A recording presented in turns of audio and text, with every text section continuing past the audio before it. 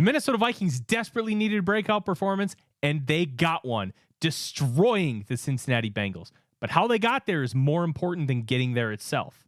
Let's talk about it.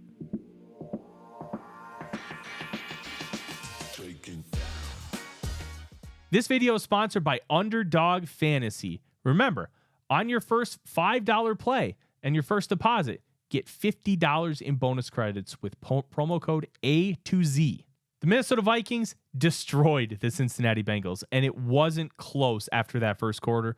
They won by a score of 48-10, and Isaiah Rodgers had the breakout game of all breakout games, becoming the first player in NFL history to have 2 defensive touchdowns and 2 forced fumbles in the same game. He also had a fumble recovery and an interception and a pass defended. He was tremendous. He was excellent across the board. But it was one other element of the defense that was really impressive. That was the defensive front. They missed Javon Hargrave for the majority of the second half of the game because of a chest injury.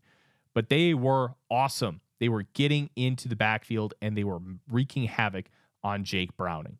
And it starts with Jonathan Grenard. He has been the catalyst to every ounce of success that the Minnesota Vikings have had on defense this year. Why?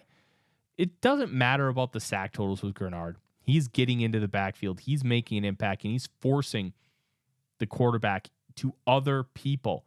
Andrew Van Ginkel got 2 sacks, mainly because of Jonathan Grenard. Jonathan Grenard also got 2 tackles for loss in the run game. He is just a force, no matter where you put him on the defensive line. And he was one of the best free agent pickups in Minnesota Vikings history at this point in time. But it's not just about him. Jonathan Allen had that fumble recovery at the end of the first half. He's been really good. Levi Drake Rodriguez was good, had 2 tackles for loss. The second level, Ivan Pace Jr. and Eric Wilson had rebound games after last week. But to me, the standout player was Dallas Turner. And he's gotten some criticism over the first 2 weeks because the flash plays haven't been there. Yeah, he got a sack against the Atlanta Falcons, but it was a cleanup sack. He didn't really earn it. Well, here's the thing about Dallas Turner. He's making real strides across the board. He is doing all the little things right.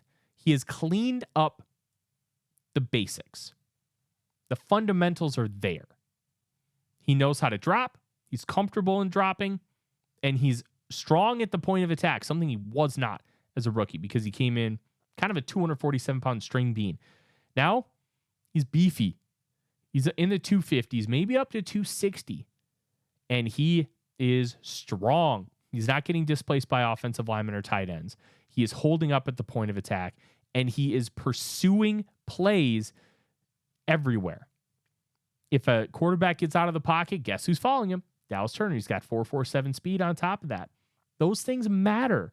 When you have the fundamentals down, it matters.